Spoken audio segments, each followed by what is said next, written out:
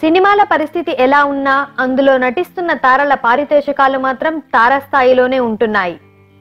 సినిమాలకు వివిధ కారణాల వల్ల గడ్డు పరిస్థితులు ఎదురవుతున్నా అందులో నటిస్తున్న నటీనటులు మాత్రం రోజు రోజుకు తమ రెమ్యునరేషన్ ను పెంచుకుంటూ పోతున్నారు. స్టార్ హీరోలందరి పారితోషికాలు 10 నుంచి 25 కోట్ల మధ్యలో ఉన్నట్టు వార్తలు వెలువడుతున్న విషయం తెలిసిందే. తాజాగా స్టార్ హీరోల స్థాయిలోనే రెమ్యునరేషన్ డిమాండ్ చేస్తూ నిర్మాతలకు చుక్కలు చూపిస్తోంది మలయాళ కుట్టి నయనతార. 10 లక్షలతో కెరీర్ ను ప్రారంభించిన నయన్ ఇప్పుడు ఏకంగా 7 కోట్ల రూపాయల డిమాండ్ చేస్తుందట. మొన్నటి వరకు 3 కోట్ల పారితోషికం అందుకున్న నయనతార ఇప్పుడు గేర్ మార్చిందంట.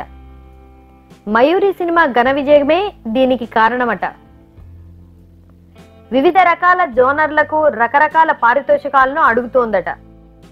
స్టార్ హీరోల సరసన నటించేందుకు 4 కోట్లు తీసుకుంటోంది. అలాగే కథ మొత్తం తన చుట్టూనే తిరిగే హీరోయిన్ ఓరియంటెడ్ సినిమా కోసం అయితే ఏకంగా 7 కోట్లు ఇవ్వమంటోందట. ఇటీవల నయనతార తమిళంలో చేస్తున్న సినిమాలన్నీ కథానాయిక ప్రాధాన్యం ఉన్న చిత్రాలే. నయన్ చేసిన ఇలాంటి సినిమాలన్నీ ఘన విజయం సాధించి కలెక్షన్ల వర్షం కురిపించాయి.